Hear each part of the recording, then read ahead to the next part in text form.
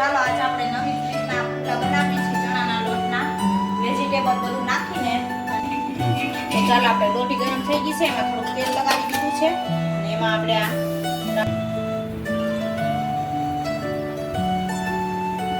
આપણે ચીઝ નાખી દઈશું. તો ચાલો આજે આપણે નવી રીતના પુડલા બનાવીએ છીએ ચણાના લોટના વેજીટેબલ બધું નાખીને અને ચીઝ વાળા. તો જો મેં એક તપેલીમાં થોડોક ચણાનો લોટ લીધો છે. તમારે જેટલા બનાવવો હોય એટલા એ રીતનું માપ લેવાનું અને એમાં આપણે નાખશું કલર થોડોક આવે એટલે હળદર નાખશું થોડીક, એટલે પીળા મસ્ત થાય. અને હિંગ નાખશું, હળદર ને હિંગ બે નાખી દીધી છે.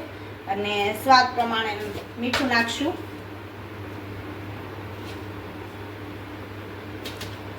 પછી જરૂર પડે તો તમે નાખી શકો. અને થોડાક જો એવા અજમા લીધા છે અહીંયા, તો અજમાને આપણે બે હાથ વડે ચોળીને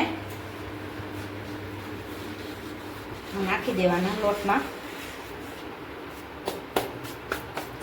અને આમાં લીધી છે મેં લસણ અને લીલા મરચાંની પેસ્ટ અને થોડીક ડુંગળી ક્રશ કરી છે, એટલે સ્વાદમાં લોટમાં ભળી જાય ને તો સ્વાદ એનો ડુંગળીનો આમાં આવી જાય લોટમાં. અને બાકીનું આપણે ઉપર નાખવાની છે. તો આ આપણે મિક્સ કરી દઈશું. આમાં આદુય નખાય, પણ અમારે આદુ ઓછું ભાવે એટલે આદુવાળા નથી કરતા અત્યારે. અને થોડીક નાખી દઈશું કોથમીર.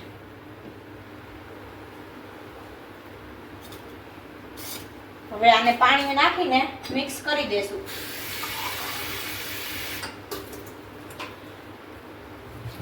થોડું થોડું પાણી એડ કરતા જવાનું અને મસ્ત રીતે હલાવીને ભેગું કરી દેવાનું.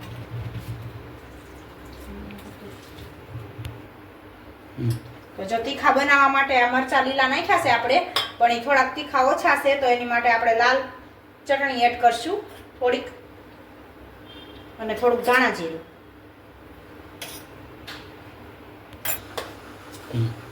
તો જો આ રીતનું આપણે બેટર બનાવી લેવાનું છે ચણાના લોટનું. બહુ જાડુંય નહીં અને બહુ પતલુંય નહીં, મીડિયમ. અને ગાંઠું ન રહે ચણાના લોટની એ રીતને એકદમ ઘૂંટી લેવાનું છે સરસ રીતે. અને પછી જો અહીંયા મેં લોટી ગરમ થવા માટે મૂકી દીધી છે. અને પહેલાં નાખતી વખતે છે ને ગેસ ધીમો રાખવાનો, કેમ કે આ બધું આપણે પાથરવાનું માથે, એટલે આપણો પુડલો બળી ન જાય, દાજી ન જાય એટલા માટે. ચાલો લોટી ગરમ થાય એટલે તમને બતાવું આગળ. તો જો આપણે પહેલા ગરમ લોટી થઈ ગઈ છે ગરમ. હવે એમાં તેલ લગાવી દેવું થોડું સેજ એવું. અને પછી આપણે આ નાખશું અંદર. ચમચા વડે પોળો કરી નાખશું એકદમ.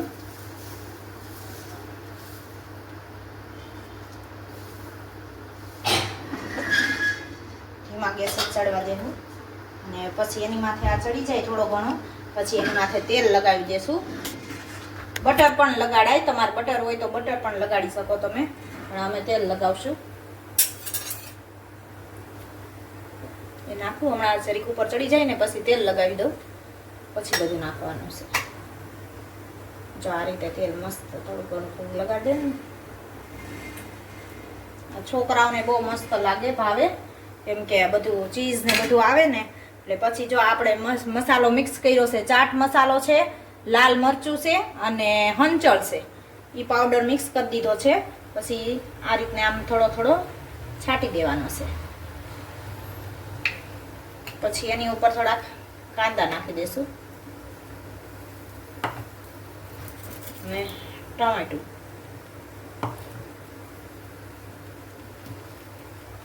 તમે પીઝા ખાતા હોય એ રીતનો ટેસ્ટ આવશે. અને દેશી એકદમ. મેંદો ખાવો એમ કરતાં જો આ ચીઝ ઉપરથી ચીઝ નાખી દેવાનું છે.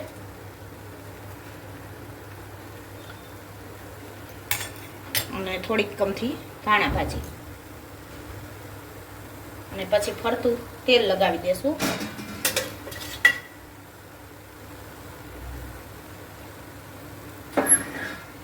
આમાંથી પછી તમારે સાદા પુડલા બનાવવા હોય ને તોય બની જાય, એક ઓલામાંથી નથી તે.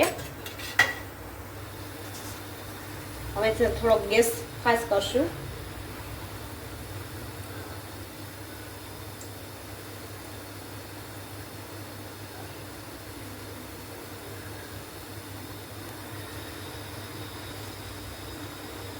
ધીમે ધીમે ચડશે સેજ. હજી પેલો પુડલો છે એટલે લોઢીમાં એમ થશે, થોડીક વાર લાગશે. તો જો આ રીતે એને ઉઠલાવી દેવાનો, કેમ કે પેલો હોય એટલે થોડીક લોટી હજી ઓલી હોય એટલે થોડીક વાર લાગશે ઉઠલતા, પછી તો તરત ઉઠી જશે. અને ચણાનો લોટનો હોય એટલે તો ઉઠી જ જાય. આ રીતને મિક્સ કરી દેવું એટલે ચડી જાય અંદર સરખું. પછી લગાવી દેવું આપણે તેલ. અને ધીમા ગેસે જ શેકાવા દેવાનો છે એટલે આ બધું વેજીટેબલ આપણું સરસ રીતે ચડી જાય.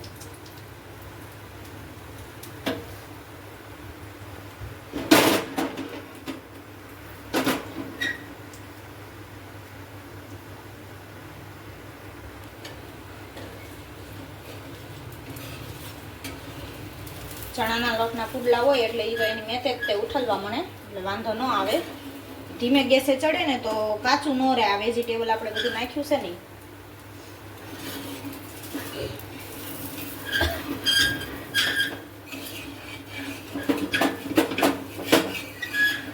જો આ રીતને આમ ભેગો કરી દેશું ને આ બાજુ શેકાવા દેશું અને થોડીક વાર આ બાજુ શેકાવા દેશું. આમ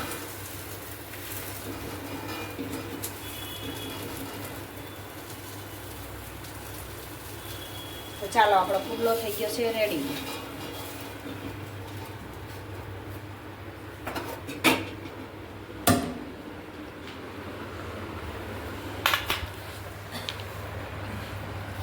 તો આવી જાઓ કોને કોને પુડલા ભાવે છે. તો મસ્ત રેસીપી છે અને ખાવામાં ખૂબ જ ટેસ્ટી બન્યા છે.